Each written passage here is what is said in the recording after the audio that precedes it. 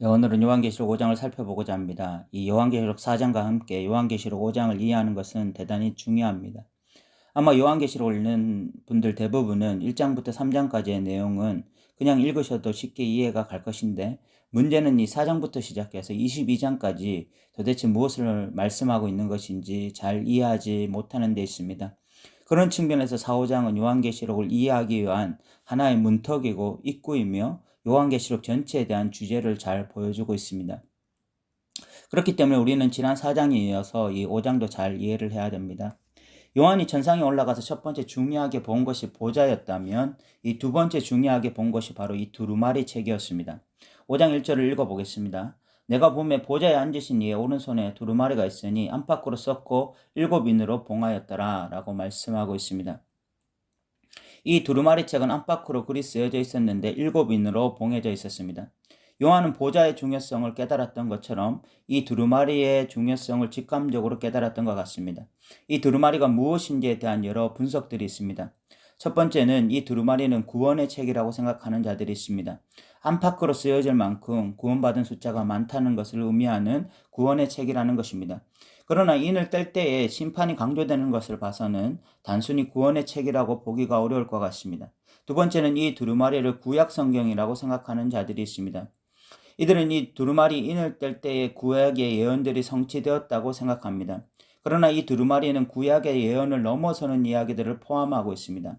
세 번째는 다가올 대환란을 담고 있는 책이라고 생각하는 자들이 있습니다. 그리스도의 재림 전 있을 때의 환란을 의미한다는 것입니다. 그러나 이 두루마리는 그 이상을 의미합니다. 즉 과거의 이야기나 현재의 이야기도 담고 있는 책으로 보여집니다. 마지막 네 번째는 하나님의 심판과 구원 계획을 담고 있는 책으로 보는 것입니다. 즉 하나님의 구원 역사의 모든 과정을 담고 있는 책으로 보는 것입니다. 예수님의 십자가와 부활 사건을 기점으로 하나님의 구원 역사가 새로운 전환점을 맞았는데, 그 구원 역사는 완성되지 않았습니다. 그 구원 역사가 어떻게 진행되어 완성되어질지를 보여주는 책이라는 것입니다. 우리는 그런 관점에서 이 두루마리 책을 이해하기를 원합니다. 2절에서는 천사가 큰 소리로 누가 그 두루마리 책을 펴며 그 인을 떼기에 합당하냐라는 질문을 던집니다. 2절을 읽어보면 또 봄에 힘있는 천사가 큰 음성으로 외치기를 누가 그 두루마리를 펴며 그 인을 떼기에 합당하냐 하나라고 말씀하고 있습니다. 우리가 전제한 대로 그 두루마리가 하나님의 심판과 구원 계획을 온전히 담고 있는 책이라면 이 책은 펼쳐져야 됩니다. 다시 말해서 하나님의 심판과 구원 계획은 종말을 향해서 계속해서 나아가야 하는 것입니다. 그런데 그 인을 뗄 자격 있는 자가 이 땅에 존재하지 않았습니다. 그래서 3절에 이렇게 말씀합니다. 하늘 위에나 땅 위에나 땅 아래에 능히 그 두루마리를 펴거나 보거나 할 자가 없더라. 하늘 위에 또는 땅 위에 또는 땅 아래, 그 누구도 이 두루마리를 떼거나 펴서 볼 자가 없었다는 것입니다. 다시 말해서 하나님의 심판과 구원 계획을 온전히 이해하고 그 뜻에 온전히 순응할 자가 없었다는 것입니다. 로마서 3장에 의하면 인간들은 모두 타락했습니다. 다 무익하게 되었고 선을 행하는 자가 없었습니다. 그렇기에 누가 하나님의 뜻을 알아서 하나님의 구원 역사를 성취할 수 있겠습니까? 타락한 인간들에게는 소망이 없었던 것입니다. 이 사실에 요한은 눈물을 흘리게 됩니다. 4절을 보면 그 두루마리를 펴거나 보거나 하기에 합당한 자가 보이지 아니하므로 내가 크게 울었더니 라고 말씀하고 있습니다. 요한은 보좌와 함께 이 두루마리의 중요성을 직감적으로 알게 되었습니다. 이 두루마리가 펼쳐져야 하나님의 구원과 심판이 온전히 완성된다는 것을 직감적으로 알았습니다. 그런데 인간 중에 펼 사람이 없습니다. 그래서 구원과 심판의 역사가 진행되지 못할 판입니다. 너무나 안타까운 상황이에요. 그래서 요한은 눈물이 터지는 것입니다. 하나님의 구원 역사가 계속해서 전진을 해야 믿는 자들의 고난이 의미가 있는 것이고 그들의 희생이 의미가 있는 것입니다. 그런데 인을 뗄 사람이 없어서 구원 역사가 중지된 것 같으니 눈물이 터지는 것입니다.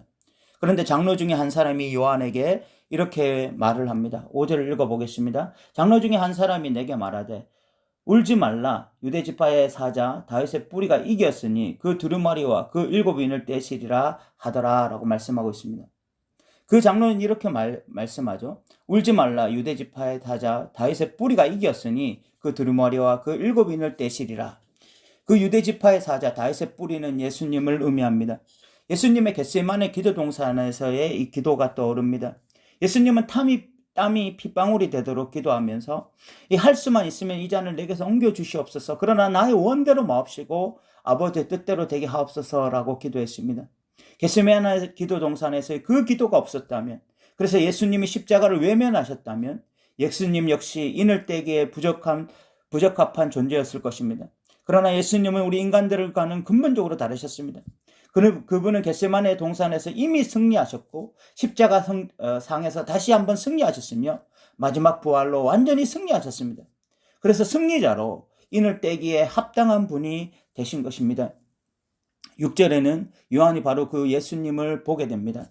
6절을 읽어보겠습니다. 내가 또 보니 보좌와 네 생물과 장로들 사이에 한 어린 양이 서 있는데 일찍이 죽임을 당한 것 같더라. 그에게 7뿔과 7눈이 있으니 이 눈들은 온 땅에 보내심을 받은 하나님의 7영이더라 라고 말씀하고 있습니다. 예수님은 하나님의 보좌와 네 생물 사이에 한 어린 양으로 서 계셨는데 7뿔과 7눈을 가지고 계셨습니다. 구약 성경에서 7뿔은 주로 힘과 능력을 나타내고 7눈은 모든 것을 아시는 전지함을 의미합니다. 그러니까 예수님은 전지전능하신 분으로 지금 서 계셨던 것입니다. 그런데 또 이 눈들은 온 땅에 보내심을 받은 하나님의 7영이라고 말씀합니다. 이는 성령 하나님을 의미하는데 이는 이중적 의미를 담은 것입니다. 예수님의 전지전능하심으로 성령님을 세상에 보내셔서 이제 세상을 하나님 나라 삼으실 것을 의미하는 말씀입니다. 7절에는 이 하나님의 손에서 예수님의 손으로 이 책이 전해지게 됩니다. 7절에 보면 그 어린 양이 나와서 보좌에 앉으신 이의 오른손에서 두루마리를 취하시니라 라고 말씀하고 있습니다. 하나님의 오른손에 있던 그 책이 예수님의 손에 전달되었습니다. 이는 예수님이 이 구원과 심판의 구속사에 정권을 가진 분이 되셨다는 것을 의미합니다. 이제 예수님은 더 이상 과거의 힘없는 어린 양이 아니셨습니다. 십자가에 달려 돌아가실 때 그 힘없는 어린 양이 아니셨어요. 이제 예수님은 승리자로 이 정권을 가진 인류 역사를 주관하실 만왕의 왕이 되신 것입니다. 온 인류는 예수님으로 인해서 심판을 당하기도 하고 예수님으로 인해서 구원을 받기도 할 것이었습니다. 누군가는 예수님이 걸려 넘어지는 돌이었고 누군가에게는 예수님이 온전한 구원주가 되실 것이었습니다. 예수님이 두루마리를 취하시자 네 생물과 24장로들이 예수님 앞에 검은고와 금대접을 가지는데 금대접은 성도들의 기도였습니다. 8절을 읽어보면 그 두루마리를 취하심에 네 생물과 24장로들이 그 어린 양 앞에 엎드려 각각 검은고와 향이 가득한 금대접을 가졌으니 이 향은 성도들의 기도들이라 라고 말씀하고 있습니다. 검은고는 찬양을 위한 용도로 보입니다. 금대접에는 성도들의 기도가 담겨 있는데 이는 찬양을 위한 기도가 아니라 순교당한 자들의 신원을 위한 기도입니다. 이는 6장 10절을 보면 더 잘 이해할 수 있는데 다섯째 인을 뗄 때에 순교자들이 제단 아래서 이렇게 기도합니다. 대주제여 땅에 거하는 자들을 심판하여 우리 피를 갚아주지 아니하시기를 어느 때까지 하시려 하리이까. 순교를 당한 자들은 그들을 죽였던 자들이 심판받기를 계속해서 기도하고 있습니다. 물론 그들이 살아있는 동안 회개하면 그 순교자들의 기도는 무효화되고 오히려 하나님의 은혜와 축복이 있을 것입니다. 그러나 그들이 살아생전 계속해서 그 제약된 길을 걸어간다면 순교자들의 기도는 반드시 심판으로 응답될 것이었습니다. 9절 10절에는 이 네 생물과 이 24장로들의 이 새 노래가 나오고 있습니다. 읽어보겠습니다. 그들이 새 노래를 불러 이르되 두루마리를 가지시고 그 인봉을 떼기에 합당하시더라. 일찍이 죽임을 당하사 각 족속과 방언과 백성과 나라 가운데에서 사람들을 피로 사서 하나님께 드리시고 그들로 우리 하나님 앞에서 나라와 제사장들을 삼으셨으니 그들이 땅에서 왕노릇하리로다 하더라 라고 말씀하고 있습니다.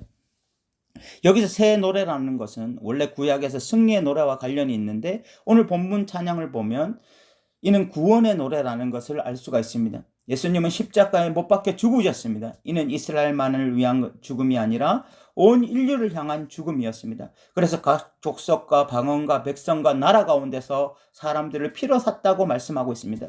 그리고 그 하나님의 백성들을 하나님께 드렸고 그들은 하나님 나라와 제사장이 되었다고 말씀하고 있습니다. 하나님의 백성들이 나라가 되었다는 것은 하나님 나라 백성이 되었다는 것을 의미합니다. 그들은 더 이상 로마 나라의 통치 체제 속에서 살아가는 자들이 아니라 하나님의 통치를 받으며 살아가는 하나님 나라 백성들이 되었습니다. 또한 그들은 제사장이 되었습니다. 거짓 제사장들이 누구입니까? 홈리와 비느하스처럼 자신들의 배를 불리고 자신들의 성적 욕구를 취하기 위해서 하나님과 성전을 이용한 자들입니다. 그런데 참된 제사장들은 다른 백성들을 위해서 존재하는 자들이었습니다. 하나님의 백성들은 이제 참된 제사장들이 되었습니다. 그들은 더 이상 자신의 배를 불리기 위해서 사는 자들이 아니라 믿지 않는 자들을 구원하기 위한 도구로 살아가는 자들이 된 것입니다. 그리고 그 하나님 나라 백성들이 왕노릇할 것이었습니다. 우리는 하나님과 예수님만이 새하늘과 새 땅에서 통치자로 살아갈 것이라고 생각하고 우리는 통치를 받는 자들로 살아갈 것이라고 생각하기 쉽습니다. 그런데 그것이 아닙니다. 우리도 다 통치자로 살아갈 것입니다. 우리도 하나님 나라에서는 다 권력자들이 될 것입니다. 4장에서 성도들은 창조주 하나님을 찬양했습니다. 5장에서 성도들은 구속주 예수님을 찬양하고 있습니다. 이후에 천사들을 보게 되는데 그 수는 만만이고 천천이었습니다. 11절을 읽어보겠습니다. 내가 또 몸에 들음에 보좌와 생물들과 장로들을 둘러선 많은 천사의 음성이 있으니 그 수가 만만이요 천천이라 라고 말씀하고 있습니다. 천사들의 수가 만만이고 천천이라는 것은 셀 수 없을 만큼 많다는 것을 의미합니다. 구약에서 내가 1000대까지 은혜 베푸시겠다는 말씀이 있는데 거기에서 1000대가 실제적인 1000대가 아니라 셀 수 없을 만큼의 자손에게 복을 주시겠다라는 말씀과 동일한 것입니다. 그 천사들이 12절에 노래합니다. 부와 지혜와 힘과 능력과 존귀와 영광과 찬송을 받으시기에 합당한 분으로 예수님을 찬양합니다. 우리가 부, 지혜, 힘, 능력 이런 것들을 얼마나 사랑합니까? 그런데 그 모든 것의 근원이 바로 예수님이라는 것입니다. 예수님 안에 이 모든 것이 있습니다. 그래서 진짜 지혜자는 예수님의 그림자인 부와 지혜와 힘과 능력을 찬양하는 것이 아니라 그 실체이신 예수님을 찬양하는 자들이 되는 것입니다. 그리고 모든 피조물들이 이번에는 예수님을 찬양합니다. 13절을 읽어보면 내가 또 들으니 하늘 위에와 땅 위에와 땅 아래와 바다 위에와 또 그 가운데 모든 피조물이 이르되 보좌에 앉으신 이와 어린 양에게 찬송과 존귀와 영광과 권능을 세세토록 돌릴지어다 하니 라고 말씀하고 있습니다. 하늘 위, 땅 아래에 바다에 있는 모든 피조물들까지 예수님을 찬양합니다. 네 생물과 24장로들이 찬양했고 천사들이 찬양했으며 모든 피조물들이 찬양하고 있습니다. 이것이 예수님을 향한 바른 태도입니다. 우리는 타락해서 예수님을 제대로 찬양하지 못할 때가 많습니다. 우리는 때때로 예수님보다 사람을 더 찬양하고 환경을 더 찬양하고 돈을 더 찬양하고 권력을 찬양합니다. 그래서 우리는 그 아들, 그 예수님을 우리에게 주셨음에도 불구하고 하나님에게 우리에게 주신 것이 도대체 무엇이냐고 항변할 때가 있습니다. 나를 진정 사랑하시기는 한 것이냐고 따져 묻기도 합니다. 예수님의 가치를 제대로 몰라서 그런 것입니다. 그런데 사도 바울과 같은 자는 예수님에 대한 온전한 가치를 알게 되었습니다. 그러니까 그는 내 주 예수를 아는 지식이 가장 고상하다고 고백했습니다. 그런데 천상의 세계로 가면 모든 피조물들이 이제는 예수님을 분명히 알게 됩니다. 천상의 세계에서는 거울로 보는 것처럼 희미하게 보는 것이 아니라 마치 얼굴과 얼굴을 대면하듯이 모든 것을 분명하고 선명하게 알게 됩니다. 그래서 진짜 찬양이 살아나는 것입니다. 그래서 우리가 신앙이 회복된다는 것은 찬양이 회복되는 것과 굉장히 밀접한 관련이 있습니다.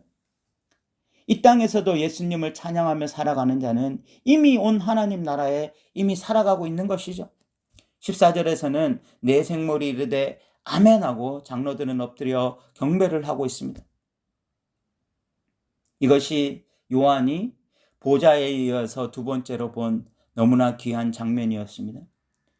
부활절 연합예배에 참여해서 여러 교회에서 모인 성가대원들이 함께 찬양하는 그 웅장한 찬양소를 들으며 감동했던 적이 있습니다. 그런데 천상의 세계에서는 그 스케일이 땅과는 비교도 되지 않습니다. 모든 피조물들이 드리는 찬양이기 때문에 그렇습니다. 얼마나 감격스러울까요? 생각만 해도 너무나 설레는 것 같습니다. 사랑하는 성도 여러분, 요한계시록 4, 5장을 통해서 창조주 하나님과 구속주 예수님을 우리도 보게 되기를 원합니다. 그래서 우리도 남은 여생이 찬양의 삶이 되기를 원합니다. 오늘날 신앙을 버티게 하는 성도들을 너무 많이 봅니다. 찬양은 고사하고 주일날 교회 나가서 섬기는 것도 버겁다고 말하는 성도들이 많습니다. 1세기 황제 숭배와 지방제에 참여하지 않고 순교할 각오로 주님을 섬기던 선배 신앙인들이 보면 지금 아무런 박해가 없는 이 시대 성도들이 이렇게 힘없이 신앙생활하는 모습이 너무나 안타까울 것 같습니다. 요한계시록을 읽는 동안 우리가 계속해서 기도했으면 좋겠습니다. 요한이 보았던 그 모든 환상이 우리 눈에 밝게 보여지게 해달라고 기도했으면 좋겠어요. 그래서 우리도 창조주 하나님을 찬양하고 구속주 예수님을 찬양하면서 이 땅에 사는 동안 힘있게 신앙생활하는 자들이 되기를 소망해 봅니다. 들어주셔서 감사합니다.